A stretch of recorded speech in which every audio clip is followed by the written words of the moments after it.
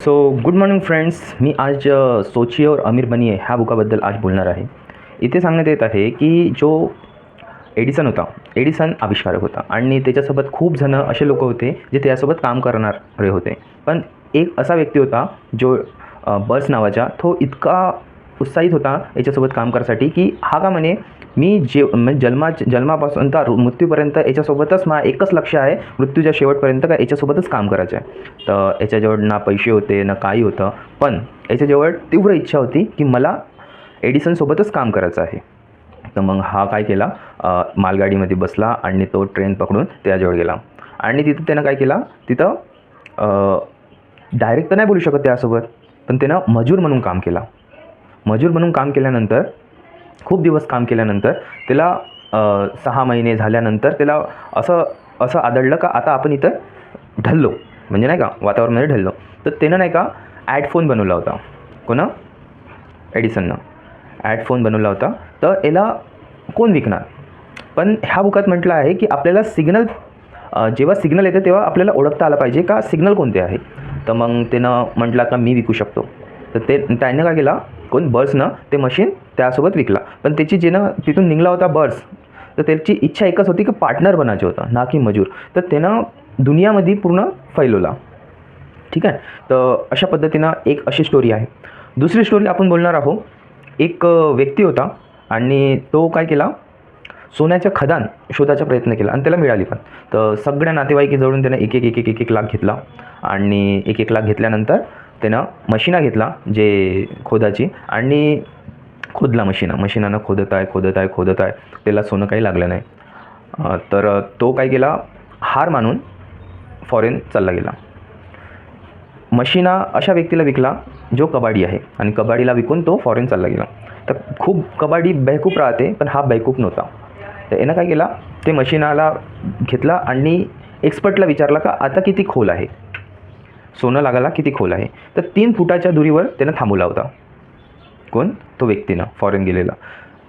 तर हा व्यक्ती जो काय म्हणते कबाडी होता, तो काय केला, म्हणजे तो हा झाला श्रीमंत झाला आणि तो खाली गेला. तर बर्स जे काय म्हणते जो व्यक्ती आहे तो डार्बी नावाचा व्यक्ती, तो कधीच हार नाही मानायचा. आता कधीच हार नाही. त्याने LICचा धंदा तिथं केला फॉरेनमध्ये जाऊन. तर तो इतक्या घराला जाऊन व्हिजिट करायचा, पण दिवसाचे 100. पण तो एकच गोष्ट लक्षात ठेवायचा का मी 3 फुटानंतर सोडलो होतो. तर त्याच्यावर त्यानं काय केला, कधीच LIC काढायचा प्रयत्न करता तो कधीच नाही थांबायचा. तर रिजेक्शन आपल्याला माहीत पाहिजे की 10 व्यक्तीला भिडल्यानंतर 1 व्हिजिट होणार आहे आपली. तर अशा पद्धतीनं कधीच हार न मानणं ह्या बुकात सांगण्यात आहे आणि तुमची इच्छा अशी पाहिजे की कधीच थांबली नाही पाहिजे. तर हे बुकात सांगण्यात येत आहे. तर डार्बीच्या समोर काय झालं, आणखी एक स्टोरी अशी आहे की डार्बी जो होता त्यासमोर एक चक्कीमध्ये काम करणारा एक व्यक्ती, तो काय म्हणते गव्हाचे पोते टाकत होता आणि तो बहुत गुस्सेल आणि खूप अग्रेसिव्हमध्ये राहायचा.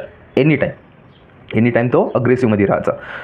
तर काय झालं, तर तिथं काळा आणि गोऱ्याचं थोडं हे होतं, म्हणजे वादविवाद होता. तर ती काळी मुलगी होती, तिला येऊन म्हटली का माझ्या आईला 50 सेंट पाहिजे. तर तो म्हणे, त्याला म्हटलं लहान मुलीनं जो 5 वर्षाची असेल, तो म्हणे का मी नाही देत, तू चालली जा. आणि तो आपल्या कामाला लागून गेला आणि 5 मिनिटानं म्हणजे माहीतच नाही का ते गेली का नाही. तर तिथं हो म्हटली जातं म्हणून, पण तिथंच उभी होती. तर डार्बी हे सगळं बघत होता, पण तो जो व्यक्ती होता चक्कीवर काम करणारा, तो म्हणे नाही देत. पण हे मुलगीची इतकी जिद्द होती का मला पाहिजे, आईची बिमार आहे, मला पाहिजे. तर काय झालं, तो जो चक्कीवर काम करणारा होता तो काय म्हणे, तो काय दांडू पकडला आणि तिच्याजवळ धावत गेला मारासाठी. तर तरी पण ते तिथंच उभी, मला पाहिजे हे उद्देशानं तिनं म्हणलं. तर त्यानं जेबमध्ये हात टाकला आणि तिला देऊन दिला पैसे. काडी सुटून गेली हातातून आणि जशी ते पैसे घेऊन चालली गेली, तर तो जो चक्कीवाला होता असा आकाशाजवळ पाहत राहिला. तर असं तिनं काय केलं. तर तीव्र इच्छा पाहिजे, कोणतीही गोष्ट तुम्हाला अगर मिळवायची असेल तर तीव्र इच्छा आपल्याला पाहिजे, त्याच्याकरता आपल्याला कोणतीही गोष्ट आपल्याला मिळते.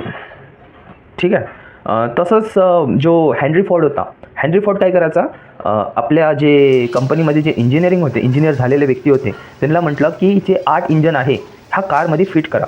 तर 6 महिने झाले, ते म्हणे ओके, कारण की त्यांना पगार मिळत होता आणि त्यांना दिवसभर एकच काम होतं.